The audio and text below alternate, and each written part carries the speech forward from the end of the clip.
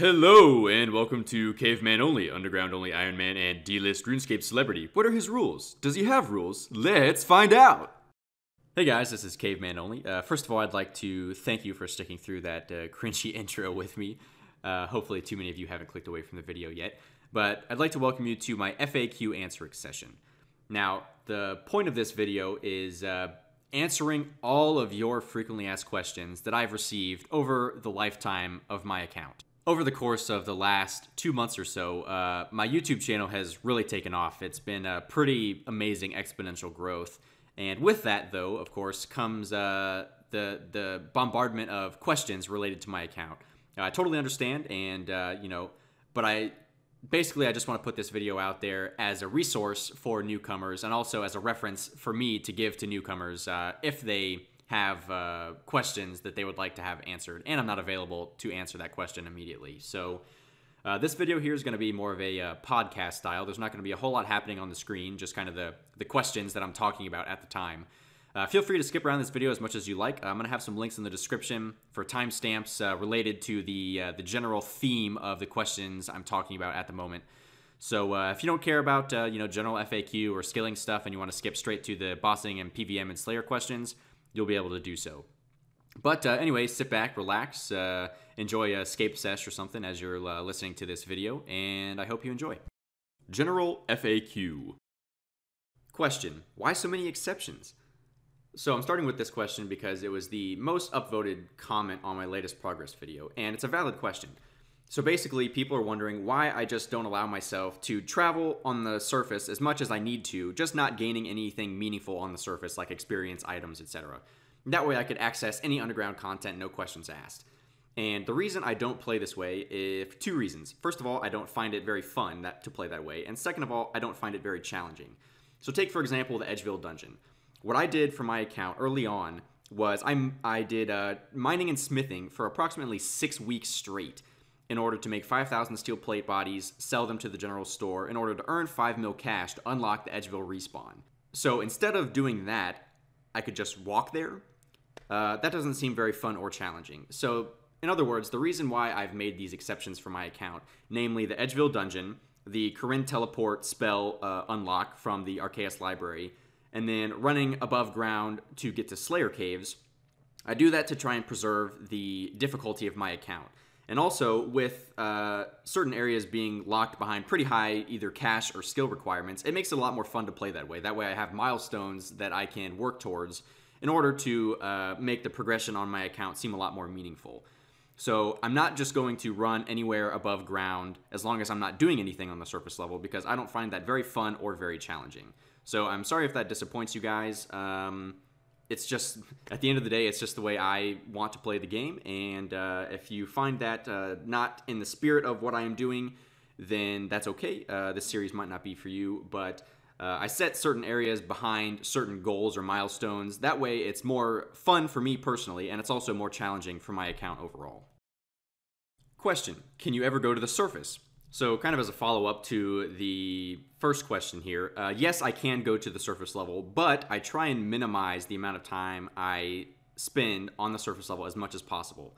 No, I'm not interested in giving myself a time limit above ground because I find that a bit arbitrary, like saying I can only go above ground for 20 minutes a day or something. To me, that seems a little arbitrary, and it further complicates things more than they need to be. So yes, I do go to the surface level, but the idea is that I travel on the surface as little as possible. That's why I spent so much time unlocking the Edgeville respawn, because the respawn is like 5 steps outside of the Edgeville dungeon. That's why I spent so long training Magic Underground, because the Corinne teleport spell is less than 5 steps away from the entrance to the catacombs. The only other exceptions that I have are for my 3 one-off trips and also for Slayer. So I only travel to a Slayer area if I'm on task. For example, the Taverley Dungeon. The only reason for me to travel to the Taverley Dungeon and go above ground is if I have a Blue Dragon task. Other than that, I will never travel above ground on the surface. Question: how did you come up with the idea of being an underground-only Ironman? The answer to that, I guess, is boredom and a little bit of creativity. So I got burnt out on my main account approximately a year and a half ago once I achieved max combat and 99 Slayer. From there, I played a free-to-play Ultimate Ironman for about a year, and once I got burnt out on that, I was just kind of wandering aimlessly underground on my main account, and I just kind of discovered how many things were interconnected underground. I'm a huge fan of Karamja Only and a few of the other area-only Ironmen that are popular in the community, like Will Dependent, but I'd never seen anyone do an underground-only Ironman before, and I thought it had some potential, and I had no idea that it would turn into what it's evolved to be today. Because my rule set has kind of changed over time with my realizations of what content is actually possible for me to do. Now, I am aware that I am not the first person to create an underground-only Ironman. Apparently, it has been done before, and I'm just going to come out and say that, number one, I had no idea that someone else had done this before when I first made this account, so I'm not trying to shamelessly steal someone else's idea. And second of all, I never claimed to be the first person to do this. It's just the way I enjoy playing the game, and quite a few of you enjoy following along, and that's all I have to say about that. So, yeah, just a little bit of boredom and a little bit of creativity has led me to where I am today with this account. Question. How are you underground only if you started on Tutorial Island? Wow, that is a great question. I have never heard that question before in the entire 7 months that I've played this account. You are clever, you are a genius, you must have 200 IQ from watching so much Rick and Morty. Congratulations. Travel. Question. How do you get to KQ without going through the desert? So yes, it is true, I can get to the Calphite Queen without having to traverse the desert, and I get there via the Dorgesh Khan South Dungeon. It's an extension to Dorgesh Khan, the Goblin City. It's been in the game since 2007, and it was added alongside the quest Death to the Dorgeshan. It's a vastly underused piece of content. It's actually not even on the current in-game world map. But if you go to the level 28 Calphite workers in the Calphite layer, there's a black hole in the wall there that's actually usable. I've also posted a daily underground RuneScape fact on Reddit about it, so if you've missed that, sucks to suck, I guess. How do you get to the Tsar City? That one is much more straightforward. There's a free minigame teleport to the Tsar fight pits that I utilize. It has 0 requirements, and so I was able to get there straight away. Question. How do you access Edgeville Dungeon and Varrock Sewer? So I touched on this briefly a few minutes ago, but basically early on in my account's history, I trained mining and smithing for about 6 weeks straight, mining coal and iron, enough to make 5,000 steel plate bodies to sell them to the Keldegrim General Store in order to earn 5 mil cash. From there, I had a one-off trip to Edgeville where I talked to the Witch to unlock the Edgeville respawn for 5 mil cash.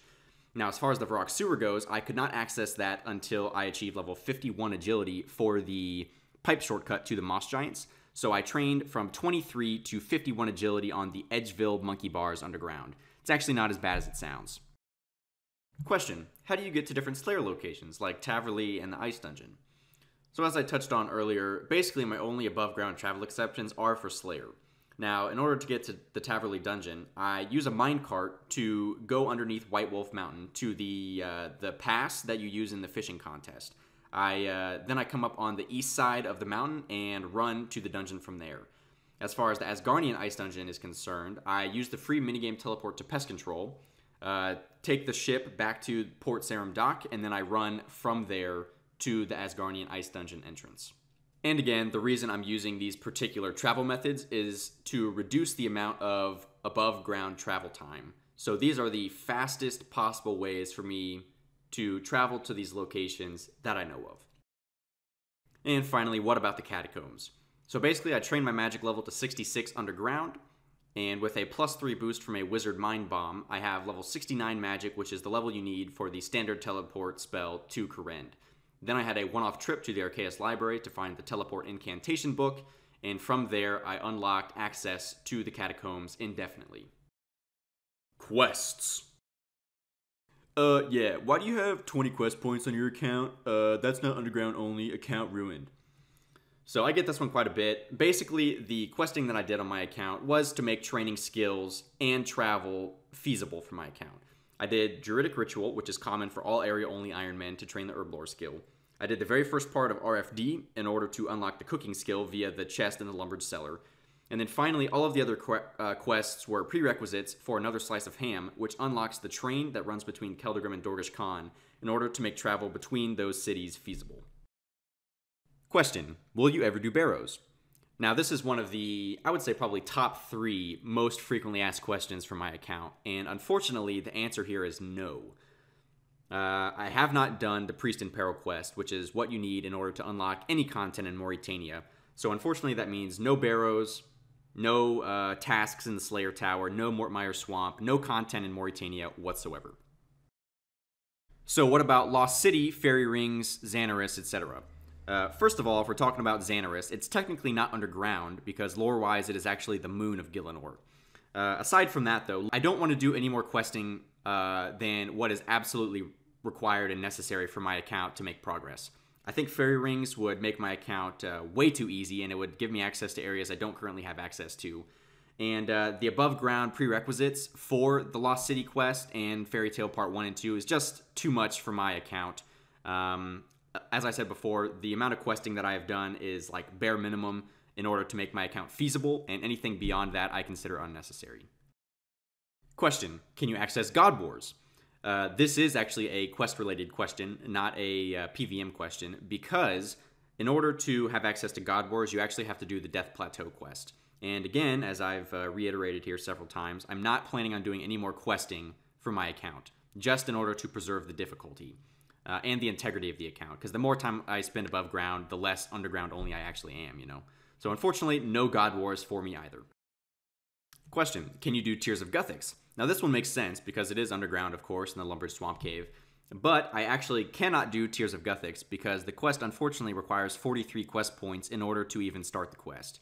So as nice as it would be for me to train some of my skills that I'm unable to train, I won't be doing Tears of Guthix because it requires more than double my current amount of quest points, and I'm unwilling to do that much questing in order to unlock Tears of Guthix. Skilling. Question: are there any skills you can't train? Good question, and unfortunately, yes. There are currently 4 skills that I have level 1 in: runecrafting, construction, hunter, and farming. For hunter and farming, there is no scope for me to train those skills at all for the foreseeable future. As far as runecrafting goes, technically I could do ZMI, but the problem is there's no easy way to get there. So if I were to train runecrafting, it'd be a one-off thing where I had several 100,000 pure essence and I would just smash out as much runecrafting as possible in one go. Now, construction is the most likely skill that I might train in the future. I would make a one-off trip to buy a POH and then build basically all of my house underground, because there is actually a scope for me to feasibly train the skill. I could build limestone fireplaces because I have access to limestone bricks in the Keldegrim stonemason shop, and I could also make exit portals with iron bars. So from construction, I could potentially make an oak altar. I could make a few of the rejuvenation pools, and most importantly, I think, I could potentially build a workshop and a tool store once I got access to oak planks at 87 Slayer from Kraken, and I could make a tool store in order to access amulet and bracelet molds, which I do not currently have access to. Question: what's the hardest skill to train underground? This answer might surprise you because it certainly surprised me over the course of my account's progress, but the answer to this skill, I would say, is actually magic. If you think about it, there aren't very many ways to collect runes underground, especially before I had unlocked the catacombs for myself. So a lot of it was doing curse splashing and earning runes from the thieving chests in Dorgish Khan. I do have access to the magic shop in the Tsar City, but there's no great way of me accruing Tokkul in vast quantities in a decent amount of time. So although the rune packs were recently added to the shop, it still wasn't really a feasible way for me to train magic. So it took me several weeks in order to unlock the level I needed to get to the catacombs, but now that I have access to the catacombs, magic training has become a lot easier. Question: how do you train woodcutting underground? So yes, it is feasible for me to train the skill, though it will be one of the slowest skills I train on my account. There are some dead trees that can be found in the Varrock Sewer near the Moss Giants. They are elsewhere throughout the Varrock Sewer, but these are the closest together. But yeah, basically my only method of training woodcutting at this time, and to my knowledge, is going to be cutting dead trees, which give the same experience as a normal log, all the way up to 99, I guess, technically. That makes me really sad inside. Question: how do you gain any agility levels underground? So I did level 1 to 23 above ground. It's stated in my rules, it's been there forever. So if you haven't checked out my rules, they're linked below in the description. Go check them out before you really watch any of this video. But not to digress. So levels 23 to 51, I actually trained on the Edgeville monkey bars in the wilderness section of the dungeon. And as bad as that sounds, it's actually not that bad. Experience-wise, it's on par with the Varrock Rooftop course, and it's actually a bit better XP per hour than the Varrock Rooftop course. Now, I don't really recommend this if you're a normal account or any other account besides an underground-only Ironman, by the way, because, of course, you're not earning Marks of Grace, and you're risking it for the biscuit in the wilderness. But it's not so bad, and I will be training there to level 70, and from level 70, I can use the Dorgish Khan agility course in the southern part of the city. Question, so how do you train cooking then? Again, I touched on this briefly earlier on in the video, but this is why I did the very first part of Recipe for Disaster in order to unlock the Colonoromancer chest that has a bunch of raw ingredients in order for me to train cooking feasibly. So with those ingredients, it's very slow, first of all, because there's only one item stocked per world, so it involves a lot of world hopping, and it's very tedious. But it gives me the ability to make pies, pizzas, and wines, which will all come in handy for bossing and PVM content later on. Question, why do you have 12 farming experience?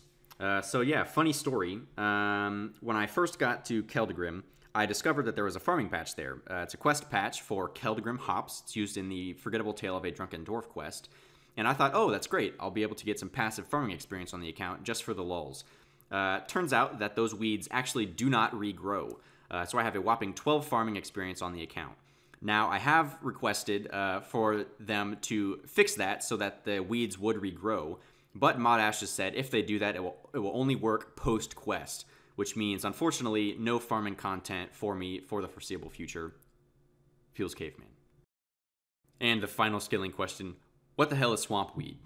If you didn't know, first of all, that is an actual item in the game, and it's basically the underground equivalent to seaweed.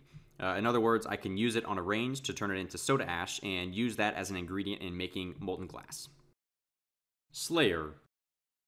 Question, how do you train Slayer? So once I unlocked the Edgeville respawn for 5 mil, I began my Slayer grind at Vanica. Now, it's interesting because the Slayer tasks themselves that I get from Vanica actually aren't very good. But I'm training Slayer just so that I can get my level up in order to kill higher level Slayer creatures for gold and, of course, for unique weapons like the Leaf-Bladed Battle Axe from Curasks, the Whip, etc. Question, can you only use Vanica as a Slayer Master? The answer to that is yes. He is, in fact, the only underground Slayer Master. Sheldar, who's on Xanaris, technically does not count because, as I mentioned earlier, Xanaris is the moon of Gielinor and is not underground. Therefore, Vanica is the only Slayer Master that I have access to. Question, what if you get a task that you can't complete underground? This is a good question, and it's actually probably my most frequently asked Slayer-related question. The answer to that is that, at least at this point in my account's progress, that should not happen. However, there are currently 3 tasks that I cannot do underground from Vanica, being Bronze Dragons, Desert Lizards, and Crocodiles. If I have the points to skip those tasks, then I must use points to skip. If in the event I do not have Slayer points, however, then I have to go to Turiel and cancel my task streak and get a new assignment from Turiel. Beyond that, if I go to Turiel and I get a task from him that I cannot complete underground, I am still allowed to complete the task as quickly as possible without looting any drops, and then I head straight back to Vanica. However, this scenario is actually pretty unlikely. I got really lucky early on with my Slayer grind and didn't have to cancel many tasks at all. So at this point, I'm able to accumulate quite a few points just due to the fact that the milestones over time add up pretty quick. So since I haven't had to skip many tasks, since I only have to skip 3 out of the entire list, I should not have to worry about having to go to Turiel at any point in the future as long as I'm smart about my Slayer points. And speaking of Slayer points, what do you use Slayer points on? Again, another valid question. I have 5 things in total that I'm interested in spending Slayer points on. The first of which is just an individual Slayer ring, which helps me get to and from the Relica Slayer Cave without having to run above ground. The second of which is Superior Slayer. The third item on the list is the ability to craft Slayer rings, although that does require 75 crafting, so it will take me a while in order to actually craft rings. The fourth item would be broad bolt fletching, which hopefully I'll be able to use broad bolts, amethyst broad bolts, really, in conjunction with a rune crossbow some point in the future on my account. And then the final item on the list that's really more of a nicety than anything would just be the herb sack for 750 Slayer points. And the final Slayer question. Why haven't you blocked the tasks that you can't do? So this is actually pretty unknown knowledge, but the Slayer block slots actually have quest point requirements. The first block requiring 50 quest points, and for each block it scales up 50 additional quest points until the final sixth block, which is a reward from completing the Lumbridge and Draenor Elite Diary. So unfortunately, I'm not going to be able to block any Slayer tasks for the foreseeable future because I don't plan on doing any additional questing. But honestly, in the long run, it really shouldn't be that big of a deal, considering I only have to block, or I only have to skip, to a maximum of 3 Slayer tasks. Bossing. Question: what bosses have you killed so far? So as of November the 19th, 2017 at 2 p.m. Eastern Standard Time, the only boss that I've managed to actually kill on my account thus far is Obor. I've got about 46 kill count, if I recall correctly, and I've gotten every drop that's useful from Obor, aside from the Hill Giant Club for Fashionscape purposes. Now, the next boss that's on deck is the Cowfight Queen. If you've seen my content for over the course of the last few months, you'll know that KQ has been my big goal for quite a while, and I'm actually getting pretty close. So stay tuned for the next progress video that'll be out in the next few days for an update on how I'm getting on with preparation for KQ. Question: how do you plan to kill Cowfight Queen? Very valid question. Cowfight Queen is a pretty strong boss monster, and you're probably wondering how exactly a lonely cave boy like me plans on taking her down successfully. The answer to that question is that I'm going to be flinching Cowfight Queen through both phases with 90% melee and maybe 10% range. I've already successfully taken down the first phase of Cowfight Queen, but the second phase, trying to flinch that with melee through her Protect from Melee prayer is pretty difficult. But my ranged weapons are so limited and so weak that I think it's going to be more effective for me to try and kill KQ with a melee setup the entire way. So I'm working on my Slayer grind right now, trying to get 70 so I can kill Kurasks for the Leaf-Bladed Battle Axe. And I'm going to take that in conjunction with the Abi Shield to KQ, and that's going to be my gear setup in order to try and take her down. Question: why not do the fight caves before you kill KQ? I get asked this quite a bit, and honestly, I'm not really sure why I decided to go with trying to kill KQ before I get a fire cape. As it stands right now, I honestly probably have the stats and the supplies, really, in order to take on Jad pretty successfully. However, when I first started the account, my idea was that if I killed KQ enough, I could rack up some brews and restores in order to make my fight cave attempt almost undoubtedly a successful attempt. So I'm deciding to rush KQ first. Not really rush, but I'm deciding to get to KQ first, because first of all, that forces me to do the Slayer grind for the Leaf-Bladed Battle Axe, and that gets that out of the way for the most part. And also, KQ is going to be content that I can repeat over and over again, and it's something I can always go back to for some fun content, for my progress videos, and then obviously for streaming on Twitch as well. Whereas the fight caves is really just going to be kind of a one-off thing, at least for the first while. But yeah, so that's the plan. Kill KQ enough for enough supplies, brews and restores in particular, in order to take on one attempt at least of the fight caves. Question: what other bosses do you plan on killing? So I have so many ideas for endgame bossing and PVM content that I could do on my account. First, though, I do want to pretty much farm KQ to completion, and then also get my hands on a fire cape and the full obsidian plate armor before I even really consider other bosses. So I want to do that stuff first because that's been on my list for months now. But even beyond that, I'm considering doing Dagannoth Kings, King Black Dragon, Skatizo in the Catacombs, of course. Slayer bosses, if I manage to get that far. Both the Kraken and Cerberus. Don't have access to the Abyssal Sire, unfortunately. And even beyond that, I may attempt solo raids in the future. Now, the issue with all of these bosses and Slayer bosses is that they're a little difficult to get to, a lot of them. So it is gonna require a bit more above ground travel than you're used to seeing from me. However, you know, once I get to a certain point in my account, I'm gonna start running out of things to do in my like normal set of caves. So I think it's appropriate, just as long as I'm not gaining any items or experience or anything meaningful on the surface. I feel that it's okay for me to, you know, be caveman mostly, as I lovingly refer to myself these days. You know, so spend 98% of my time underground, but allow 2% above ground travel in order for me to access that much more endgame bossing content. So look forward to that in the future. That's still months down the line, but there's all kinds of shit that I would love to do, and it's going to be exciting. And finally, why not kill Giant Mole? So this is kind of like the first boss that comes to people's minds when they think about underground content. And Giant Mole actually really isn't on my list, if I'm honest. The reason for that being most of its drops are pretty shit. And it's aids to kill without having done the Falador Hard Diary for the shield and the locator. Now I could kill Giant Mole for the U-logs, which would help me make my rune crossbow in the future, and for some fletching, for some endgame fletching experience. But at the end of the day, I could get U-logs from KBD instead, which is my plan. And yeah, Mole is honestly just like the drops are shit, and killing the boss itself is pretty shit. So.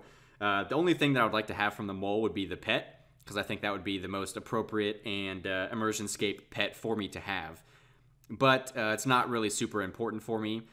That's not saying that I will never kill the Giant Mole, but in terms of all of the endgame bossing that I'm looking forward to doing, Giant Mole really isn't in the top 5. So, other stuff that doesn't fit into any of these other categories.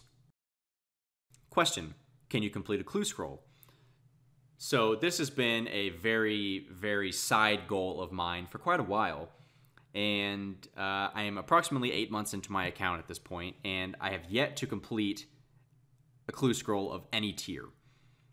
The best odds for me to complete a clue scroll would be from an easy clue, of course, because they're the shortest, and the ratio of underground steps to total number of steps is the highest.